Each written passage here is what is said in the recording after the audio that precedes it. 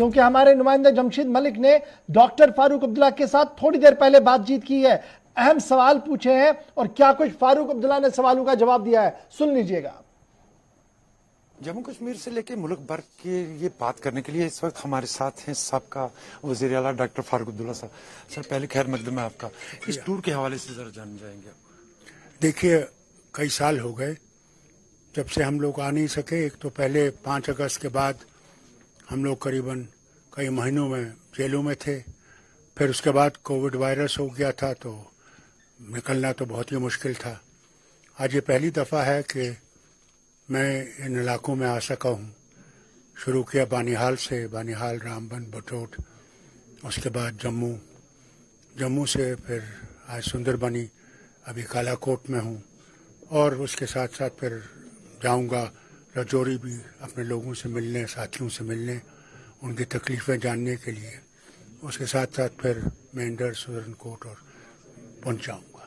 سر وزیر داخلہ کا دورہ ہو رہا ہے جموں کشمیر کا، کس طرح دیکھتے ہیں، کیا امیدیں ہیں کوئی اس دیکھیے میں آپ سے کہوں، کیونکہ یہ ریاست اس وقت پریزیڈنٹ رول کے اندر ہے اور اس کا جو سب کچھ ہے وہ دہلی کی حکومت دیکھتی ہے، مرکزی حکومت دیکھتی ہے، اور جو حالات ہمارے ہاں بنے ہوئے ہیں ان کو دیکھنے کے لیے ان کا دورہ بہت ضروری تھا کہ یہ آئیں اور لوگوں میں ایک امید دیں کہ یہ چیز ختم ہو جائے گی اور یہ لوگوں کو حفاظت دے سکیں گے۔ اس کا میں سمجھتا ہوں ان کا مقصد یہی تھا، اس دورے کا یہی مقصد ہوگا۔ سر پاکستان کے سفیر عبدالباسط نے کل ایک بیان دیا ہے کہ جموں کشمیر کے اندر ایران کے ساتھ UAE بھی اپنے سفارت قونصل خانے کھولنے جا رہی ہے، کیا دیکھتے ہیں آپ اس کو؟ کس طرح کشمیر میں سفارت خانے کھولنا چاہتے ہیں؟ قونصل خانے میں نے سنا نہیں ہے، یہ نئی بات ہے۔ میں نے کیونکہ میں فارن افیئرس کے میں تعلق رکھتا نہیں ہوں، کہ مرکز کا جو ہے وہ تو فارن افیئرس مرکز دیکھتی ہے، سینٹرل گورنمنٹ دیکھتی ہے ہر ریاست کا، اس لیے اس کا فیصلہ جو ہے وہ مرکز کرے گی کہ کیا سفارت خانہ کھولنا چاہیے یا نہیں کھولنا چاہیے۔ کئی ریاستوں میں ہے، ان کے جو ہیں کونسلرز ہیں، یہ اب ان کی مرضی ہے، کیونکہ یہاں پہ ہمارے ڈسپیوٹ ہے پاکستان کے ساتھ، اس میں ذرا میں نہیں سمجھتا ہوں اتنا آسان ہوگا۔ سر جموں کشمیر کے حالات کو لے کے آپ بھی وکالت کرتے ہیں کہ پاکستان کے ساتھ بات کرنی ضروری ہے۔ کل عبدالباسط کی طرف سے ایک بات کہی گئی ہے کہ جموں کشمیر کو لے کے پاکستان کے پاس کوئی پالیسی ہی نہیں ہے، کس طرح دیکھتے ہیں آپ اس کو؟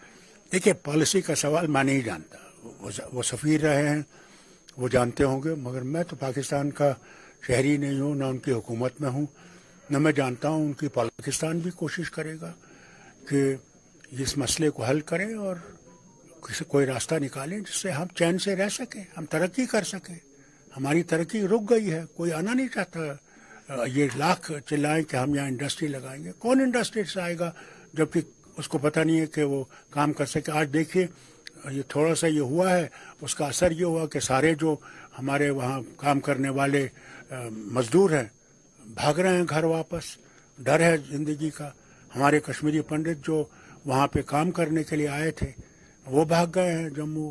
میں سمجھتا ہوں گورنمنٹ آف انڈیا کو اسی طرف دیکھنا چاہیے کہ جب تک وہاں استھتی ٹھیک نہیں ہو تب تک یہ لوگ جو وہاں پہ ملازم ہیں ان کو لگایا گیا ہے، ان کو وہ تنخواہ جموں میں ملنی چاہیے جب تک کہ حالت ایسی ہو کہ یہ واپس آرام سے آ سکے۔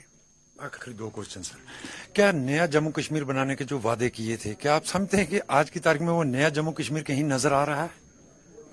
مجھے تو نہیں نظر آ رہا ہے، ہو سکتا ہے دلی والوں کو نظر آ رہا ہوگا، مجھے تو نہیں نظر آ رہا ہے، کیونکہ میں نے کوئی ایسی چیز نہیں دیکھی۔ جو نے وعدہ کیا تھا کہ 50,000 ملازم لگائیں گے، وہ کہاں ہے؟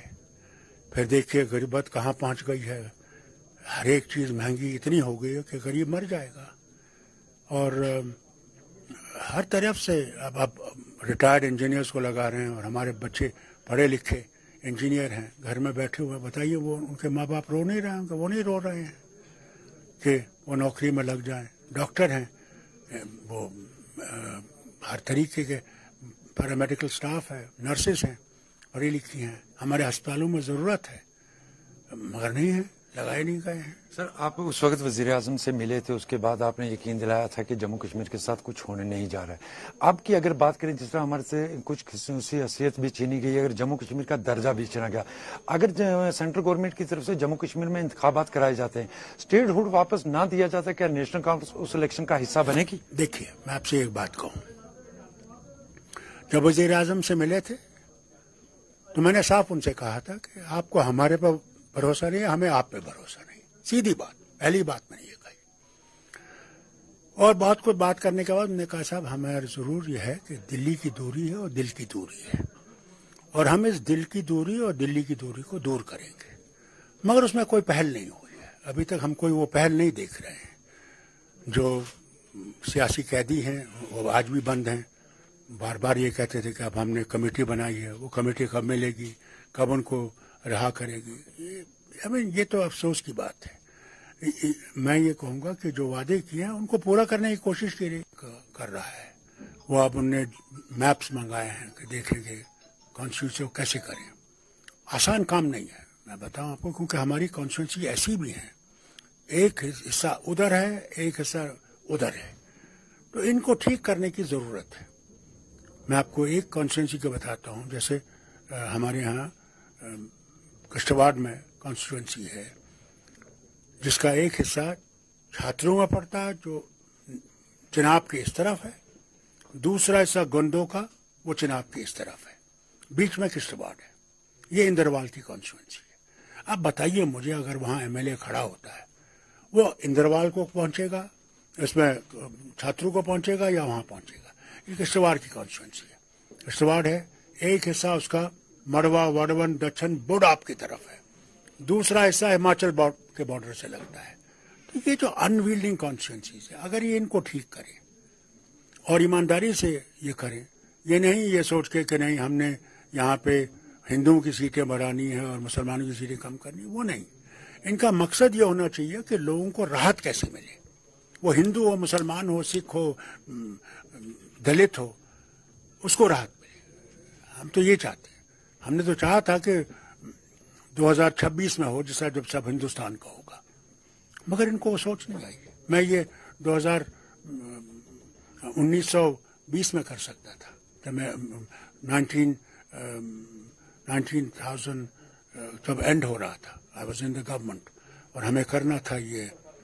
तो भारी सब लोगों मेंबर्स ने वोट दिया कि नहीं, जब भारत का होगा सबका 26 में, तब करेंगे। एक आखिरी क्वेश्चन आपसे, वादी में सिविलियन किलिंग लगातार बढ़ना शुरू हो गई और हमेशा की तरह इस बार भी वही नामालूम बंदूक बरदार।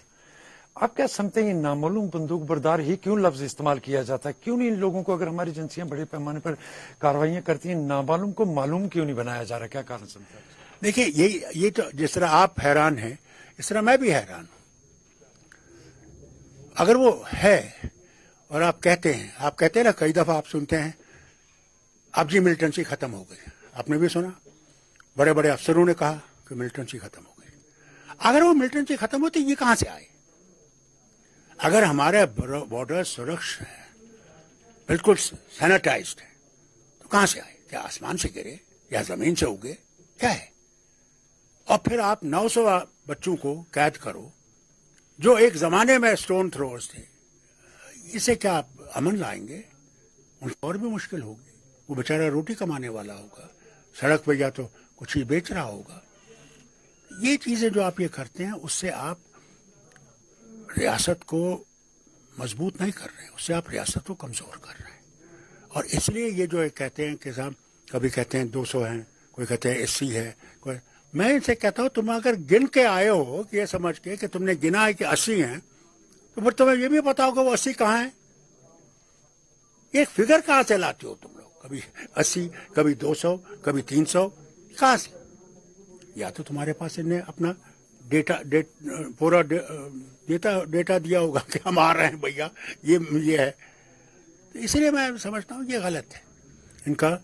और सबसे बड़ी चीज ये है कि हमें मुल्क में, खासकर जम्मू कश्मीर में, नफरत पैदा करने की कोशिश नहीं करनी चाहिए। ये रियासत हिंदू, मुसलमान, सिख, ईसाई, बौद्ध सबकी है।